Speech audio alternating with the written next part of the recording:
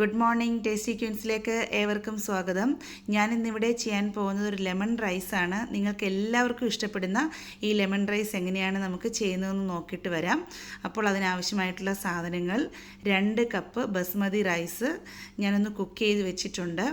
പിന്നീട് ഒരു 4 table spoon oil. നമുക്ക് സൺഫ്ലവർ ഓയിലാണ് ഇതിന് വേണ്ടിയത്. വെളിച്ചെണ്ണ ഉപയോഗിക്കാൻ പാടില്ല, സൺഫ്ലവർ ഓയിൽ തന്നെ ചെയ്യണം. പിന്നീട് നമുക്ക് ഒരു 2 ഒനിയൻ ചെറുതായിട്ട് സ്ലൈസ് ചെയ്ത് വെച്ചിട്ടുണ്ട്. കുറച്ച് കറിവേപ്പിലയൊക്കെ നമുക്ക് ആവശ്യത്തിന് അവരവരുടെ ഇഷ്ടത്തിനനുസരിച്ച് നമുക്ക് ചേർക്കാം. 1 ടീസ്പൂൺ കടലപ്പരിപ്പ്, ഒരു 2 പച്ചമുളക് കീറിയത്, കുറച്ച് മല്ലിയില, ഒരു 50 ഗ്രാം കപ്പലണ്ടി, 1 ടേബിൾ സ്പൂൺ മഞ്ഞൾപ്പൊടി, ഒരു 4 ടേബിൾ സ്പൂൺ ഗ്രേറ്റഡ് കോക്കനട്ട് തേങ്ങ ചിരകിയത്, പിന്നെ 1 ടേബിൾ സ്പൂൺ കടുക്, ഒരു 2 നാരങ്ങയുടെ നീര്. ഇത്രയും സാധനങ്ങളാണ് നമുക്ക് ഇതിനാവശ്യമായിട്ടുള്ളത്. അപ്പോൾ നമുക്കിത് എങ്ങനെയാണ് ഉണ്ടാക്കുന്നതെന്ന് നോക്കാം. ഇപ്പം ഞാനൊരു പാൻ അടുപ്പത്ത് വെച്ചിട്ടുണ്ട്. ആ പാനൊന്ന് ചൂടായി വരുമ്പോൾ അതിലേക്ക് ഓയിൽ ഒഴിച്ചു. ഓയിലൊന്ന് നല്ല ചൂടായി വരുന്ന സമയത്ത് ഞാൻ ആ കപ്പലണ്ടി ഫസ്റ്റ് അതിലിട്ടൊന്ന് വറുത്ത് കോരി മാറ്റി വെക്കുന്നുണ്ട്. എന്നിട്ടാണ് പിന്നെ നമ്മൾ അതിലേക്ക് ബാക്കി സാധനങ്ങൾ ചേർത്ത് കൊടുത്തത്. ഇതിലേക്ക് നമ്മൾ കടുകാണ് ഇട്ട് കൊടുക്കുന്നത്. കടുക് നമ്മൾ ഇട്ട് കൊടുത്തു. 1 ടേബിൾ സ്പൂൺ കടുക് ഞാൻ ചേർത്ത് കൊടുത്തിട്ടുണ്ട്. അപ്പോൾ അതൊന്ന് കടുകൊന്ന് പൊട്ടി വരുന്ന സമയത്ത് അതിലേക്ക് നമ്മൾ ആ എടുത്തു വെച്ചിരിക്കുന്ന ഒരു അര ടേബിൾ സ്പൂൺ ചനാദാലാണ് ചേർക്കുന്നത്. അതൊന്ന് ചനാദാലൊന്ന് മൂത്ത് വരുന്ന സമയത്തേക്ക് നമ്മൾ അതിലോട്ട് എടുത്തു വെച്ച 2 പച്ചമുളകും കറിവേപ്പിലയും നമുക്ക് ചേർത്ത് കൊടുക്കാം. ഇപ്പോൾ എരിവ് അനുസരിച്ച് നമുക്ക് ആവശ്യത്തിന് എത്ര വേണമോ അത് നിങ്ങൾക്ക് ചേർക്കാവുന്നതാണ്. അതിലോട്ട് നമ്മൾ ആ എടുത്ത് വെച്ച ഉള്ളി സ്ലൈസ് ചെയ്തത്, ഒനിയൻ ഒന്ന് നല്ലതായിട്ട് സ്ലൈസ് ചെയ്താണ് ചേർക്കുന്നത്. അതൊന്ന് നല്ലതായിട്ടിട്ട് വഴറ്റി കൊടുക്കുക.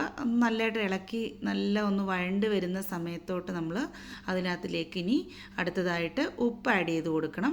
ഈ സമയത്ത് ഞാൻ ഉപ്പ് ആഡ് ചെയ്ത് കൊടുത്തിട്ടുണ്ട്. ഇതിനി നമ്മൾ ചെറിയ തീയിലിട്ട് വഴറ്റിയെടുക്കണം. അപ്പോൾ പ്രത്യേകം ശ്രദ്ധിക്കുക, ഇത് ചെറിയ തീയിൽ വെച്ചിട്ട് വേണം നമ്മൾ ചെയ്യാനായിട്ട്. കരിഞ്ഞു പോകാൻ പാടില്ല. ഇതിപ്പോൾ നമുക്ക് ബ്രേക്ക്ഫാസ്റ്റായിട്ടൊക്കെ ഉപയോഗിക്കാം. നല്ല ഒരു റൈസാണ്. ഇപ്പോൾ റൈസിൻ്റെ റെസിപ്പി നമുക്ക് ലഞ്ചിനൊക്കെ കൊണ്ടുപോകാനും ഒക്കെ, കുട്ടികൾക്ക് ബ്രേക്ക്ഫാസ്റ്റ് കൊടുത്തു വിടാനും ലഞ്ചിനും ഒക്കെ കൊടുത്തു വിടാനും ഒക്കെ നമുക്ക് ഉപയോഗിക്കാവുന്നതാണ്.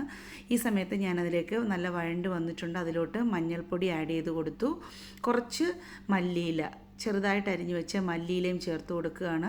നമുക്ക് എളുപ്പം ചെയ്തെടുക്കാൻ പറ്റും ഇത്. ആ മല്ലിയിലയും മഞ്ഞൾപ്പൊടിയും എല്ലാം കൂടെ നല്ലതായിട്ട് ഇളക്കി കൊടുത്ത ശേഷം നമ്മൾ അതിലേക്ക് ആ എടുത്തു വെച്ച തേങ്ങ നമുക്ക് ആവശ്യത്തിന് ചേർക്കാം. ഞാനിപ്പോൾ ഒരു 4 ടേബിൾ സ്പൂണാണ് ചേർത്തിരിക്കുന്നത്. ഇനി നിങ്ങൾക്ക് കുറച്ചും കൂടെ വേണമെന്ന് തോന്നുകയാണെന്നുണ്ടെങ്കിൽ നമുക്ക് കുറച്ചും കൂടെ ഒന്ന് ചേർത്ത് കൊടുക്കാം. അപ്പോൾ തേങ്ങയുടെ ആ പച്ചപ്പ് ഒന്ന് മാറത്തക്കോണം നമ്മളതൊന്ന് വഴറ്റിയെടുക്കണം. അത് കഴിഞ്ഞിട്ട് നമ്മളതിലേക്ക് നമ്മൾ എടുത്ത് വെച്ച ഉപ്പിട്ട് വേവിച്ച റൈസാണ് ചേർക്കേണ്ടത്.